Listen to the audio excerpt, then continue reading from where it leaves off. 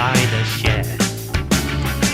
The unseen stare, the memories from which you fled.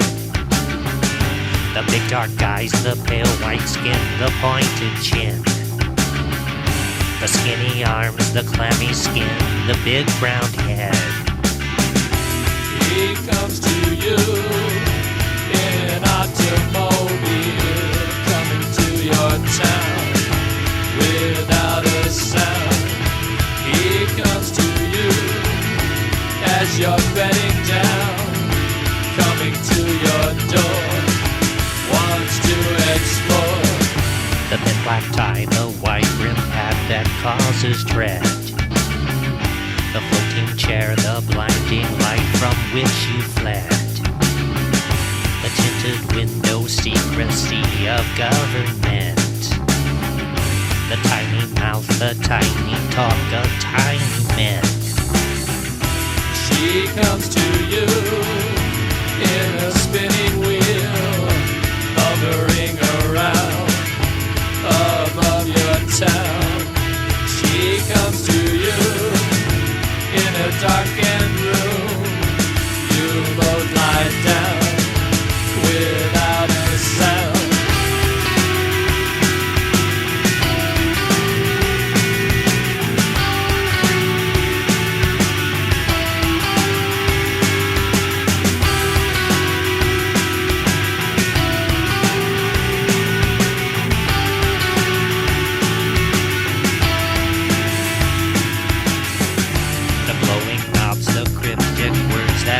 Your head. The unseen face, the seamless doors of solid lead. The humming sound, the sting of painful instruments. The voices say that when they're through you will forget. He comes to you in an automobile, coming to your town without a sound. He comes to you as you're bedding down, coming to your door, wants to explore. She comes to you in a spinning wheel, hovering around above your town. She comes to you in a darkened room. You both lie down without a sound.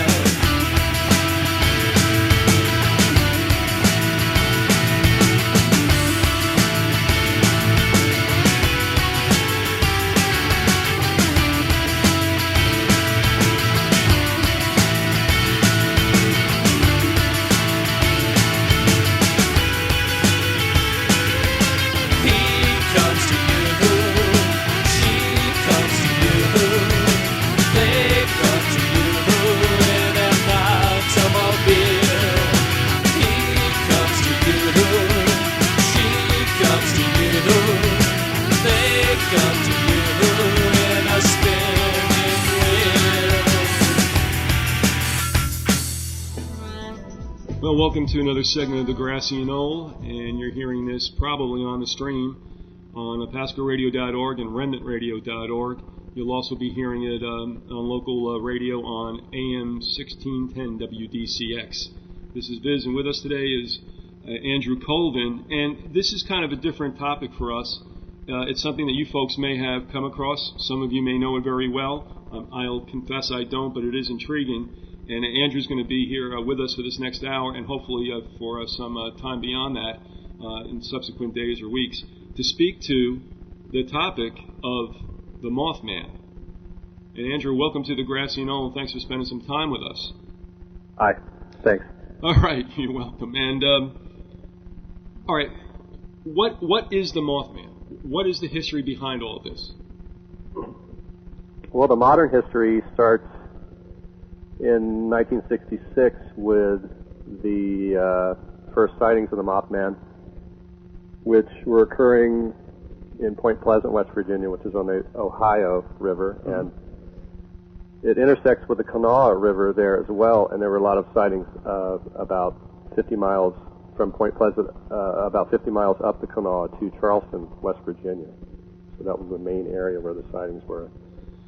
And there was a precursor back in the 1790s in terms of the Mothman. A lot of people believe that there was a chief cornstalk who put a curse on the town, and that the Mothman somehow is an outgrowth of that curse. All right, the chief put a curse on what I would expect is like a European settlement? Yes. Well, Point Pleasant at that time was an important fort because it was at this juncture of the rivers there, and the Kanawha River was really important because it was about the only way you could get from Virginia to Ohio. There were a couple of other ways to go as well, but this particular river had salt mines on it, and these were really important to the settlers and to the Indians. And there were also some asphalt or oil pits that the Indians used for healing and things. And later on, when oil was discovered in the 1850s, I believe, with the Rockefellers, a lot of the mining started in West Virginia and Pennsylvania, or the oil pumping. Just a digression, I think it's interesting you mentioned it, because when the Rockefellers first started to mess with oil and market it, they did it as some kind of healing or health benefit. And so the Indians were using this for the same purpose, weren't they? They were.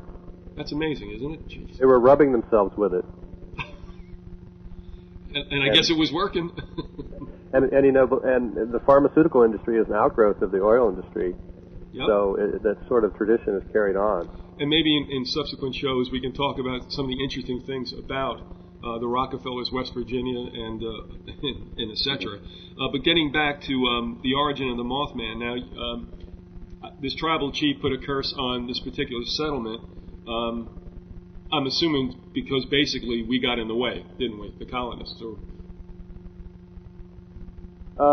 I'm not an expert on too much on that particular battle, but apparently it was the largest battle, the last large Indian battle with the army, and in terms of Cornstalk, he apparently was murdered in cold blood while in captivity by an army intelligence team.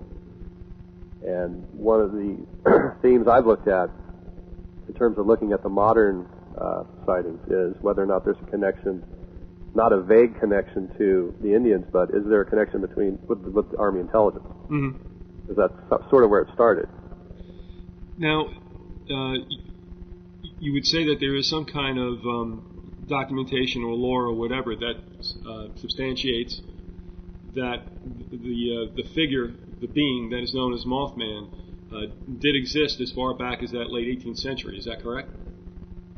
Well, in terms of Cornstalk, he didn't actually say the Mothman is coming, or anything like that. But we have it worldwide. I mean, you have a long history of bird-man creatures in every culture, really, and going back as far as the Sumerian legend. So, I mean, it's been with us for centuries, millennia. So is Mothman? Let's put it this way: are there Mothmen? Is this something of some kind of species?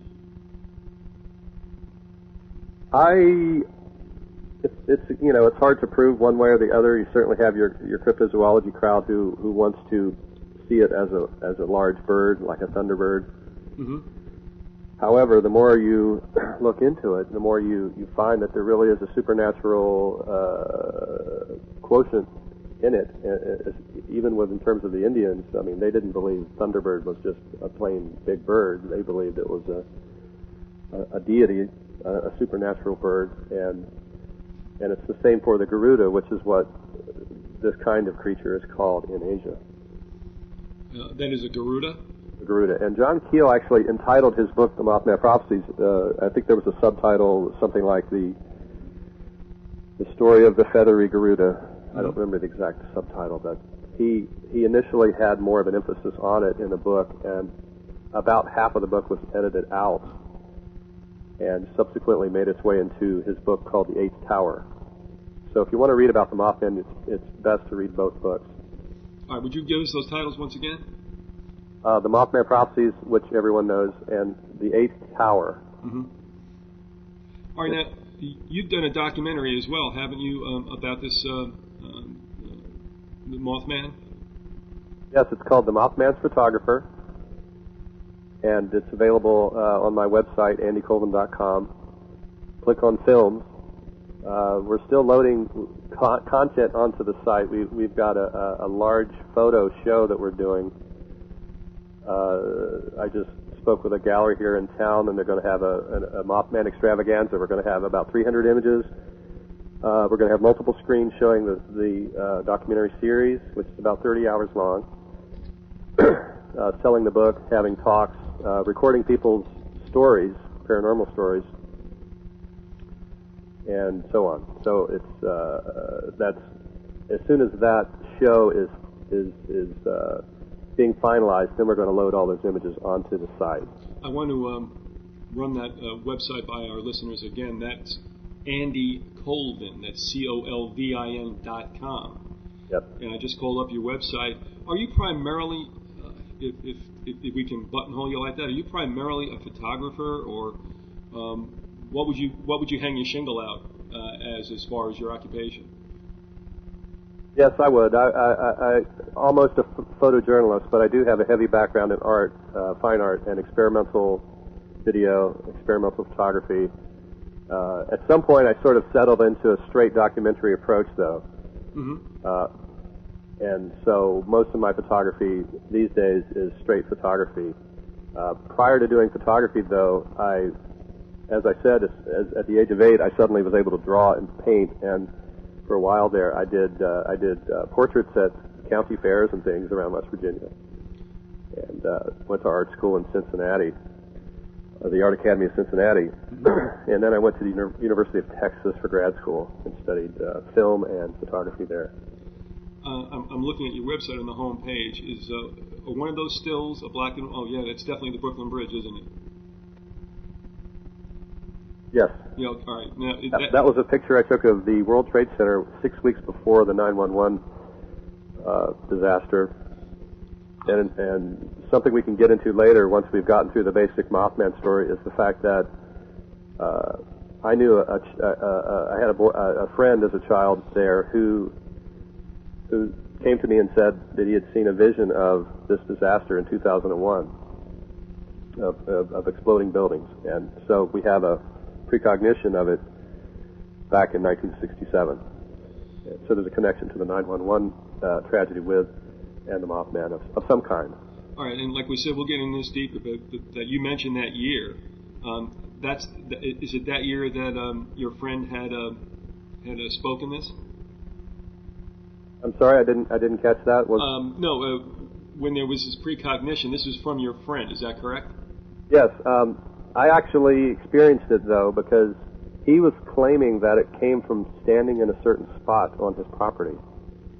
And he said, if you stand in the spot, you will be able to see it. And I stood in the spot, and I did indeed see it, and it scared the hell out of me. All right. I jumped out of that situation, and we sort of had a falling out, which I can go into later. That's kind of interesting. Okay, now, are you always a West Coast guy? Have I always been a West Coast guy? Yeah. Since college, yes. All right, I mean, are you an Easterner by birth, or? Yes, my father's from New York, upstate New York, part of the Colvin clan that produced Verplanck Colvin, who was the guy who surveyed the Adirondacks and turned it into a national or a state park. And when he was in the military, he was stationed in Norfolk. Incidentally, right at the time of the Philadelphia experiment. Oh, gee. And he met my mother at Virginia Beach, and she was from West Virginia. She's from a county there in West Virginia that I've been finding out. It seems as if there's a lot of women from this county who have psychic abilities, and some of them have been recruited for government service. But they met, and they lived in New York for a few years. My sister and brother were born there. and then they moved to West Virginia, where I was born, and my other sister was born. Well, two things real quick, and we'll get back to the mainstream of what we're supposed to be talking about, and that is the Mothman and the prophecies, and etc. But I'll tell you this much. I lived in Vermont for 2 years, and on the western side of Vermont, especially in the town of Pulteney, I don't know if you've heard it, but there are a whole load of Colvins there. And that's the first time I ever encountered that name, so they're probably your blood, no doubt about it, no? Is this Putney, Vermont? Pulteney, which is north of Putney. Because I think Putney is where John Irving, the author, lives. Okay. Yeah, this is Pulteney, and like I said, Colvin, until I encountered your name, the only other encounter I've had with that was the town of Pulteney, because the Colvin clan is kind of generational there. So, at any rate, so much for that. And also, I grew up across the river from Manhattan, and I watched the trade towers be built. That your friend would say something like that in 1967 is very curious, because really they weren't all that tall at that time. We knew where they were going.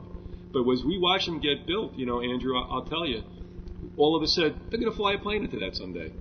I mean, it almost begs it, if you know what I'm saying. So yes. That he had said that early on, that's quite interesting. Well, the interesting thing about that vision was that it was from the water level in the Hudson. And I'm not sure what that means. But and you actually, did you stand in that spot and see it, or? I just know that, I know I've been to New York many times, and I went to the towers and looked at them a couple times, and I could, I forgot about this thing for many years, so I wasn't even thinking about it. But now that I look back, that was sort of the angle that it came from. Would be from the New Jersey side, right? Being over. Oh yeah. In fact, I got caught up there that day. I was actually visiting and walking, and not plugged into any media. I walked, visiting old sites and such as I'm, given to do.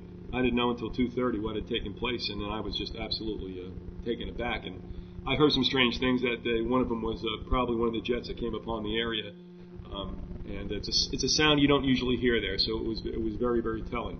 At any rate, we'll jump back to the Mothman and going back to the curse from Cornstalk.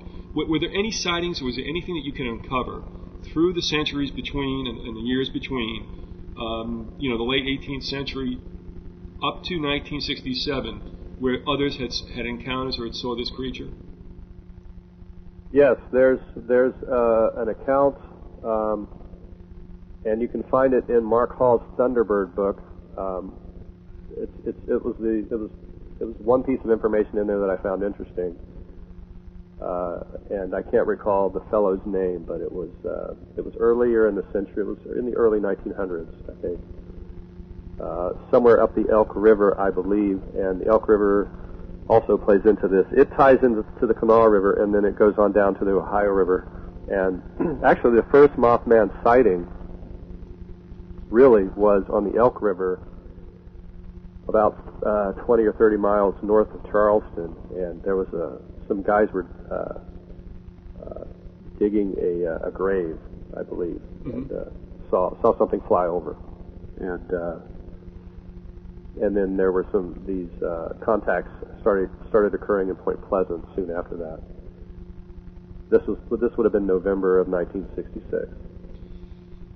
All right, what did the Mothman do? Why are we talking about this in terms of what was the fallout from the Mothman? Was it the prophecies and its uncanny coming to fruition? There's a couple of different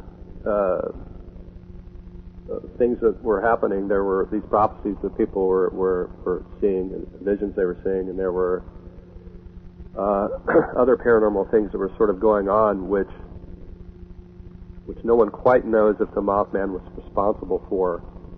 Things such as dead animals, animal mutilations, and Men in Black sightings, UFO sightings, that kind of thing was also going on. And my interest in the documentary has been mostly to look at what happened to the witnesses after they had their experiences. And you do find a lot of psychic things happening to them afterwards. they're able to know when things are going to happen, like on an ongoing basis for the rest of their lives, basically, and also create creative changes, lifestyle changes, that sort of thing. All right. So those who had visually encountered this creature were touched in a certain way. Did they have any kind of enhanced powers, or did they have any kind of unusual circumstances after the fact? And also, did this necessarily lead to their, shall we say, untimely death? There was actually very little to go on in terms of people dying. I think it was alluded to in the movie that there were Mothman witnesses on the Silver Bridge when it collapsed, and that's another aspect of the story, is that this bridge collapsed 13 months later after the sighting started. And people seem to feel that the bridge collapse was connected to the Mothman because the Mothman was supposedly seen flying over the bridge that day. However, a week before that, there had been men seen on the bridge tinkering around with it. And so whether or not the Mothman brought it down, I personally don't think the Mothman brought the bridge down. I think he was alerting us to something about the bridge. But it's really never been proven, as far as I know, that there were any more than a few people on the bridge that had seen Mothman or had some connection to him. There's been a lot made of this, of course, with the Mothman death curse that Loren Coleman's been talking about. But it's I think what it leads to is some people end up believing that the Mothman caused it, and that's certainly not what I think. Based on if you look at the history of these birdmen throughout different cultures, it's generally seen as a positive force that is scary when people first encounter it. It's sort of in the sense that whenever we do have to jump through hurdles in our lives and cross obstacles in order to change for the better, there's always a difficulty with that. It always seems scary at first. So I think there's sort of a symbology of that going on in the Mothman. Loren Coleman wrote what title? Was that Mothman and Other Curious Encounters? Yes. Okay, and the two titles, again, I'm sorry you ran this by us before, but John Keel wrote The Mothman Prophecies, and the last one is? The Eighth Tower. The Eighth Tower, okay. And there's also an interesting one called it's called Mutant Cats. Is that what it's called? Let me see, I've got it right here. Okay. It's kind of obscure. It actually is the first thing that you wrote following the events. The Mothman Prophecies wasn't written until about 7 years after the bridge collapse. But within just 2 years, it's called Strange Mutants. And the subtitle is From Mothman to Demon Dogs and Phantom Cats, and that's by John Keel, and it's about 100 pages long. And it's got a chart in there that Loren Coleman put in his book. It's got all of the. Maybe I should look at that right now. That'd be a good thing to share with listeners. Sure. There's a nice chart in there of all the different sightings in chronological order. Are you now? Are you looking at a hard copy book, or are you on the internet? I'm not on the internet. I don't think this is on the internet. Okay. It's a pretty rare thing. Somebody found a box full of them a couple of years ago, and they were sold new on Amazon. But it's interesting because the wording is a little different than you find in the Mothman Prophecies. And then, did you want to read us something from that book? It's going to take me a minute because it's not bound. I've got it loosely. Well, let me do a little business here, and I'll give you a minute if you need it. I don't mind waiting by any means. You're listening to the Grassy Knoll on AM 1610 WDCX. We have with us Andrew Colvin. The website is andycolvin.com. That's Colvin. He is the producer and the maker of the documentary, The Mothman. Let me get this straight. I got to look through my notes here again. The Mothman's Photographer, and that's from Andy Colvin. Andy, I'm going to interrupt you for a second. That is in DVD form, is it not? Yes, it's 5 DVDs, 6 hours each, which is EP mode. So if you have a high-definition TV, it's going to look better. Okay. It's going to look perfect on a high-definition TV, and if you have a regular TV, it's going to look a little bit pixelated. All right. And on your website, where can they click to find out how they can order it? Well, if you go to the website, you can just click on Films, and it'll come up there. Okay, I got it. Or you can email me, Andy at andycolvin.com, or you can go to eBay. I've always got one on there on eBay. Just type in Mothman, and you'll find it. Okay. Well, I went to that link on the films. And there it is, Mothman's Photographer, and yes, okay, $39.99. That is, you said that's 5 DVDs. Is that correct? Correct. All right. Okay. And there's also a bonus audio disc, which has a field recording that occurred in 2002. There was also a third child involved directly with these sightings at this guy's property, and she came with me, and she's actually in the film quite a bit, doing different psychic readings and things. She's a very psychic person. And but in 2002, I was with her and my niece, who's also had some a Mothman sighting, and we went to this spot and encountered an energy field. And this is, again, it's at the same spot that we had this precognition of 911 at. And we also had built a shrine that we kind of wonder if that drew the Mothman to that spot or not. I tend to think that the spot has a history that goes way before us, though, which I may go into later. But we encountered an energy field of some kind that you could see very subtly, and it was moving, and there were lots of different physical effects that occurred, and we recorded it. It was so dark that I didn't use it as a DVD footage. I just have the audio, but it's pretty interesting. You can tell that there's some odd things going on, and we're talking about what's happening. Okay. All right. Now, even though I kind of distracted you again, did you find the information for which you were looking? Yes, it's just a chart of of some of the sightings. I don't know if it certainly can't be all of the sightings, because we had a lot of sightings in Charleston that didn't make it into the newspaper. There were lots of things were on TV, or on the nightly news, and I had liberal parents, so I was able to watch the news at night, and I would, wait with bated breath to hear the recent sightings, and they wouldn't necessarily be in the newspaper, and they're certainly not in Keel's book. There's a couple of sightings from the area that are in Keel's book, but not, certainly not all of them. And it looks like they have about 20 sightings listed here. And, the total number of, quote, official witnesses is about 100. And Jeff Walmsley, who's written a book called Behind the Red Eyes, the Mothman, he estimates another 100 in Point Pleasant that saw the Mothman but didn't report it. So we're looking at about 200 people in Point Pleasant alone. And then I would imagine many, many more in Charleston. Has anyone ever captured any kind of photographic or videographic evidence? There's been a couple of photos that have been floating around that appear to be hoaxes, at least to me. There's one of a bird-like thing jumping off of a bridge in Huntington, West Virginia, and there's a shot of something flying off of the World Trade Center as the planes hit, or after the planes hit. Are you talking about that photo where something is flying in from behind, if you would, the towers? Is that correct? It's kind of like in the upper right quadrant of the photo, if I remember correctly.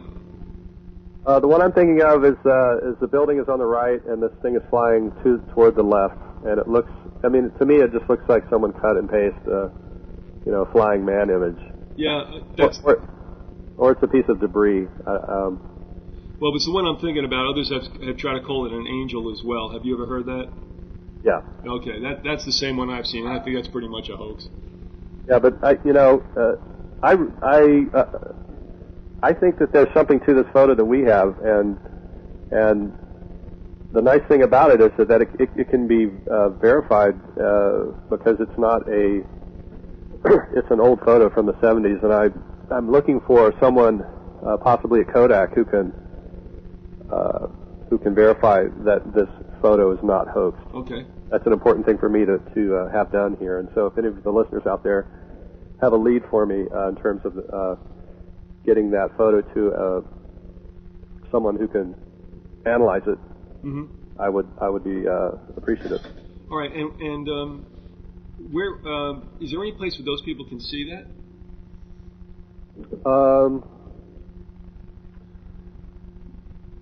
No, there isn't, but I'm gonna do that today. I will have my web guy put it up there on the site. All right, we'll tell you what. By the time people hear this, it'll be up. So folks, go to andycolvin.com and you'll see about which we speak, and that'll be really interesting and great that you're doing that. But you know, I am curious also. With all these sightings, does it seem to have to necessarily pertain to geographical West Virginia? Don't worry about the dog. It's okay. Sorry about that. That's okay. Happens all the time. You know, you're human beings. This happens. But what about the sightings? I mean, does it seem to be connected always to West Virginia? I mean, has it been seen in the fringe areas in Ohio, Virginia, Pennsylvania, even Maryland, maybe? Yes, there were some sightings in 2002 in western Pennsylvania, which got some press. There have been reports coming into the different Mothman discussion lists of sightings up the Ohio River toward Pennsylvania, toward Pittsburgh, and some from eastern Kentucky, southeastern Ohio. Yeah, definitely. We had a guy that I interviewed for the documentary who saw Mothman on the border of Florida and Georgia right after the disaster, the 9/11 tragedy. And I speculated in the documentary about what that might mean. I don't want to really go into it right now because I'd like to stay with the basics here, but. Well, is this moth? You know, I'm getting the feeling. I don't know if this is correct or not, and so I'll obviously ask you because that's why you're here. And that is, you know, like in ancient Indian lore and such, I believe, and perhaps in other cultures, when one saw an owl, it was a portent of not good things to come. Is Mothman connected to this at all? Like, it is good that you should not see the Mothman?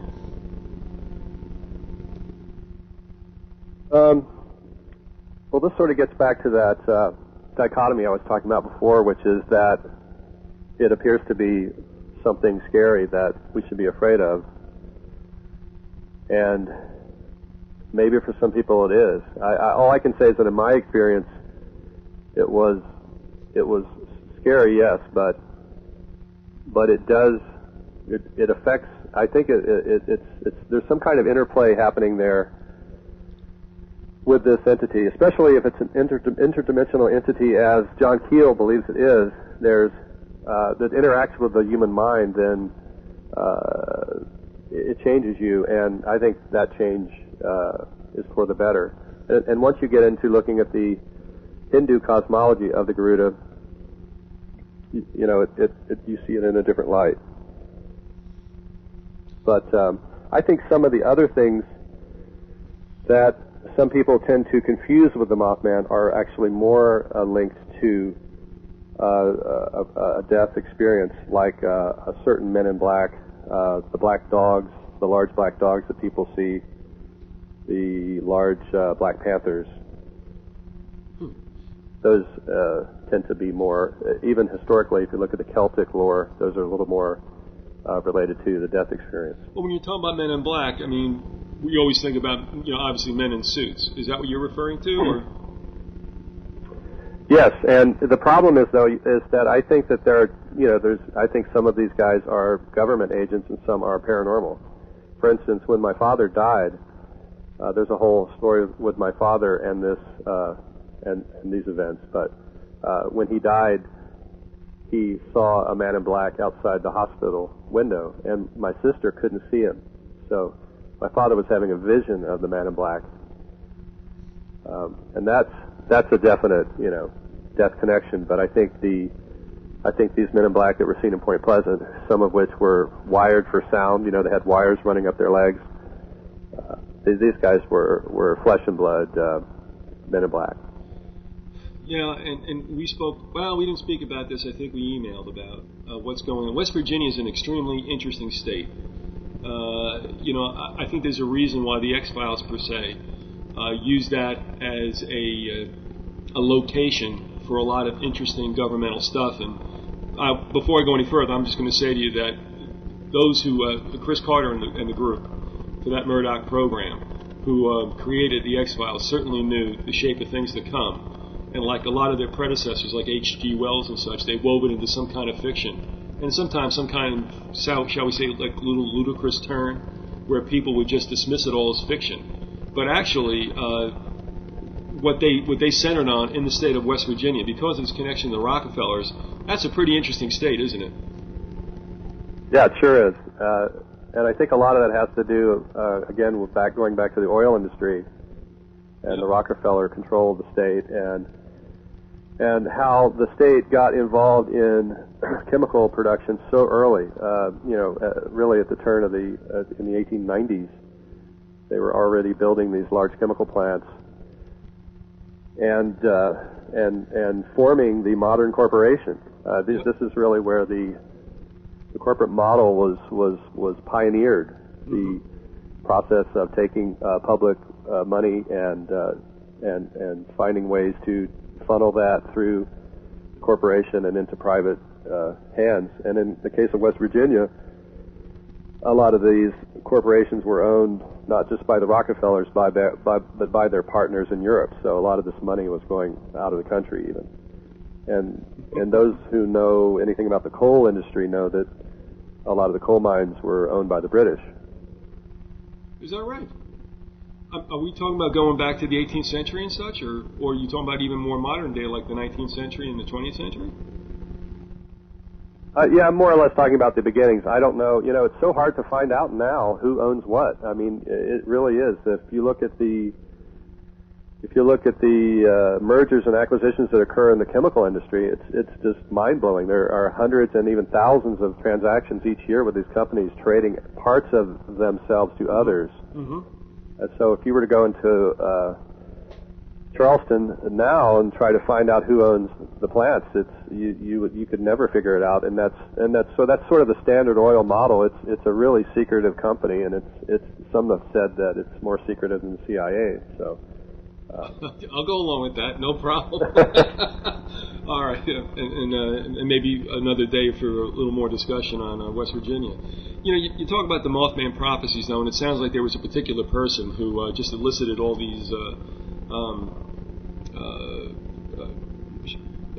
prophecies or what is going to happen in the future. But that's not necessarily so, is it? Right.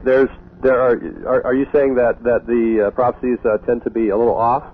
No, it's just that when one hears about the Mothman Prophecies, you're thinking about some kind of supernatural entity, a singular person perhaps, or creature, who is giving these portending and ominous at times looks into the future. But that really isn't the case. The prophecies that are associated with the Mothman they're not generated from a Mothman, are they? Well, that's a good question. If you look at the Garuda, the history of the Garuda and the way it's viewed, it's generally seen as a crime-fighting deity. So I've tried to use that model to sort of lay that over the events and see if that makes any sense, and it's possible that it does, in the sense that if you look at the various prophecies, a lot of them have to do with these great crimes. They're assassinations and terrorist events. And so I just started trying to figure out, well, if the Mothman is a crime-fighting deity, maybe he's just trying to, by appearing in certain places and at certain times, sending a coded message of some kind, and by perhaps encouraging people to have these visions once they see him, sending a coded message to to people that is sort of an otherworldly process that could happen at it. He's supposed to show up at critical times in mankind's history. So since I think a lot of us feel that way, that we're sort of at this point where we could be destroying ourselves with nuclear weapons. That this could be that process in action. Has there been a latest sighting, to your knowledge? Is there a very late sighting? Yeah, the most recent, the last one anybody recorded, or...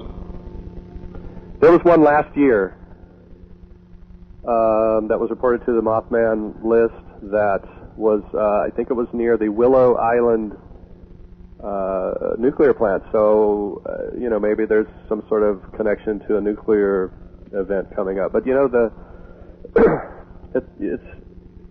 it's difficult sometimes to know how far off some of these prophecies are, because in the case of the one that we had, it was 34 years before it happened.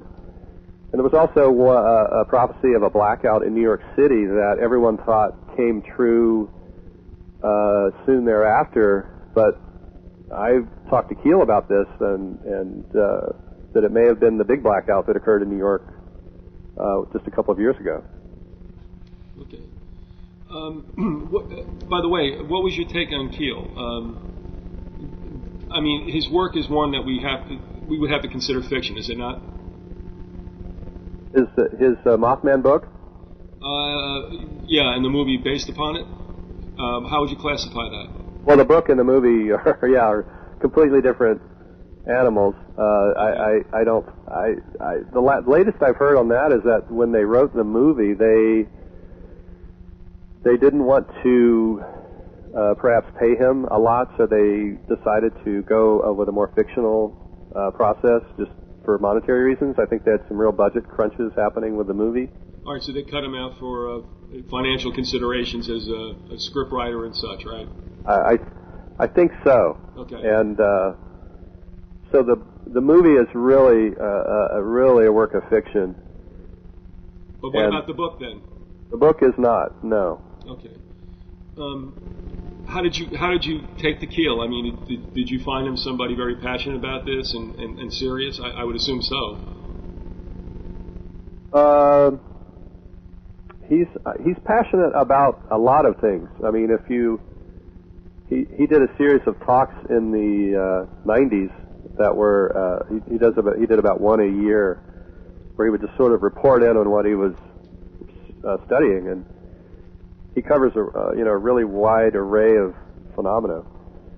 And as far as the Mothman goes, he's been pretty tight-lipped about it ever since. I think he's only given about 4 talks on it.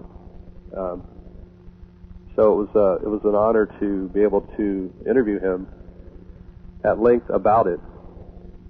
It's not something he does very often. I want to tell everybody, again, you're listening to Grassy Knoll on AM 1610 WDCX. With us is Andrew Colvin. His website is andycolvin.com. He has done a 5-part video series entitled The Mothman's Photographer, and it's available on his website. Go to film, and you'll find out how to order it. And, it got past me a little bit, Andy, and that is, did you live in West Virginia for any particular amount of time, or did your being there was based directly on you doing a documentary? Oh yeah, I lived there as a kid. Yeah, I was born there and raised there until I left for college. All right. Okay. Where can I ask you where you grew up in? What town? Well, it's the west part of Charleston. It was actually called Mound, West Virginia, in the early days. If you can believe that. and there's a whole interesting history there with Mound. It was I've researched this looking at the history of the valley, and it turns out that the Kanawha Valley is the oldest valley in North America. And in other words, the Ice Age changed most of the landscape 10,000 years ago. It changed the Ohio River, but it didn't affect the Kanawha. So you've got the oldest, gorges, and this area where Mound was a gorge. It was a deep gorge. It's now been dammed up, and I looked at the history of the damming process for the river, and that's a pretty fascinating story where, again, they were planting these plants back in the 1800s, so they were bringing in French and German technicians to build the dams, and these dams were state-of-the-art modern dams. They were doing things on them that they hadn't even done in Europe. But they dammed up the river, and in the middle of the river there at Mound was an island that at one time, it must have been 100 feet high, just a big, tall sort of spike in the middle of the river. And this area had thousands of Indian mounds. Mm-hmm. Because when they, assuming that they buried the dead in some of them, some mounds were for the dead, but other mounds were not. But if they were putting the dead in some of them, they would have been canoeing them upstream. And once you got to Charleston, the falls in the river became so high that you couldn't go up any further. So if they were looking for a sacred spot, that would have been as far as they could go easily to deposit the bodies and have their ceremonies and things. So. I've heard about the mounds out in the Midwest as well, and I've known people who have lived there. And have you heard I guess the piece of lore that a tornado will never touch down on an Indian burial ground? I haven't heard of that. Okay, yeah, that's what they say out there. They say that in Ohio too, and from people that I ran into. I got to tell you, one, West Virginia reminds me very much of Vermont. I think there's a lot of obviously geographical and topographical similarities. And secondly, I'm going to tell you, I spent some time in that Ohio River Valley. I went to Ohio U for a while. Yeah. And I got to tell you, I'm on this one website too, besides yours, with Lauren Coleman, and there's a list of those who died in that Point Pleasant Bridge, which we're going to talk about. And a lot of them are in Gallipolis, and I've been in Gallipolis quite a bit. But I got to tell you, I played a softball tournament one time. Are you familiar with Mason, West Virginia? Mason, yes. Okay, well, I'll tell you this. A bunch of hippies we were coming down from Ohio U, played in this high-pitch softball tournament, and high arc, is like legendary in West Virginia. I got to tell you, though, Andy, those were the biggest human beings that we played against that I've ever seen in my life. And my desire that one day was not to win a game, was just to get out of there with my life, because I was playing third base and I'm looking down the barrel at a lot of right-handed hitters who were like 6 foot by 6 foot. And at any rate, that was my brush with West Virginia and athletics. So be that as it may, getting back to two things in the time that we have left, and the one thing is, when they talk about the prophecies, where did the prophecies come from? Why is that always connected to the Mothman? Well, if you look at the history of the Garuda, you have a Messiah-like deity which came before Christ, which has a lot of similarities to Christ, actually. And I've gotten into some heated debates over this issue with Christians, but there appears to be a source from which, if you look at there's a great book by a guy named Kersey. It's called The 16 Saviors. There were 16 messiahs that came before Christ around the world, and I think the Garuda would have to be classified as one of them. But he's there to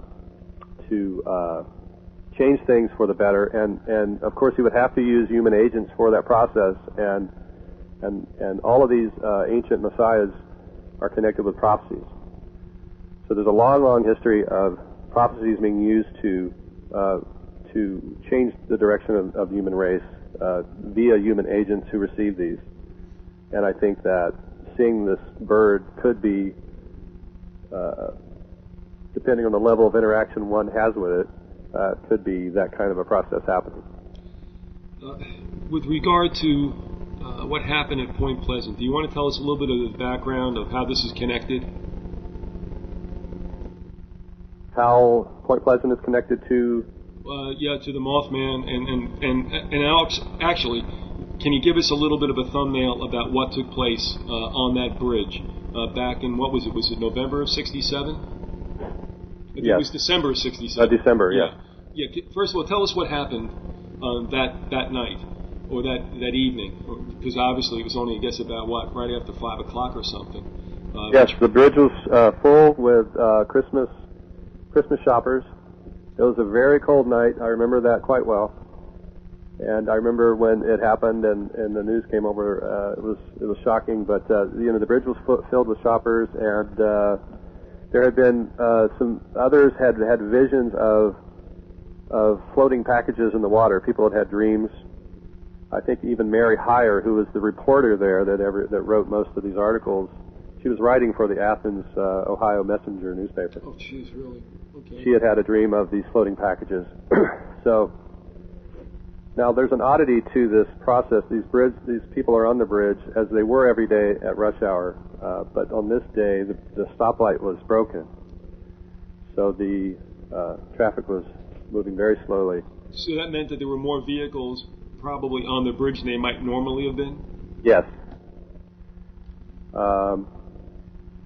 Now, in my mind, I think that's an odd thing, and given that this is something we'll probably get into later, but this bridge, this light being out, and also the fact that we had men on the bridge tinkering with it prior makes me wonder if this light wasn't out for a reason, perhaps to check and perhaps to watch the bridge and see who was on the bridge at any given time. They might have been looking for a particular vehicle to be on the bridge. If this is really as horrible as it could have been, if someone actually did sabotage this bridge, then that light being out could be a clue. In other words, it would have been part of the whole scenario. It could be. Right. And that would explain why the bird would be flying above it. All right. Too. So now, considering that it's a benign and not necessarily an evil creature, it was trying to alert, perhaps, or whatever, but it was not necessarily responsible for it. If anything, it was trying to tell people perhaps something's up. Is that correct? Yes. Now, I'm going to ask you two questions. The first one is, exactly what was the official story about what happened to the bridge that caused its collapse on that, I guess it was December 15th evening? The 13th I-beam failed. That was the official explanation. And nobody had any idea beforehand that there was any kind of stress occurring that would result in this catastrophic failure? Well, that's hard to know because we don't. First of all, we don't know who it was that was inspecting the bridge. If that's what they were doing, that's certainly. One would think that if the bridge was inspected, that there would have been some, report of that. On the other hand, there could be a cover-up in that the bridge was inspected, found to have problems, and nothing was done. And then, in order to not, have a big uproar, they just sort of covered that up. That could be another explanation. All right, now, the other thing that piqued my interest, given the fact that we deal with conspiracies, and of course we realize that, after 4 years of dealing with people who commit suicide with 3 self-inflicted gunshot wounds, I have to ask you about what you said about there might have been an individual who might have been targeted for, shall we say, a hit. Would that be right? That might have been on that bridge that night? That's correct. And, there were, looking at the context of what was happening at that time in history in West Virginia, you have a lot of labor unrest. You have people threatening. You have strikes occurring. My father was on strike at the time. He worked for Union Carbide, and there was a lot of pretty radical talk going on in union circles. And my father was involved in that, and he actually told me that there were guys talking about blowing up the chemical plants. So you have a really serious situation, and I think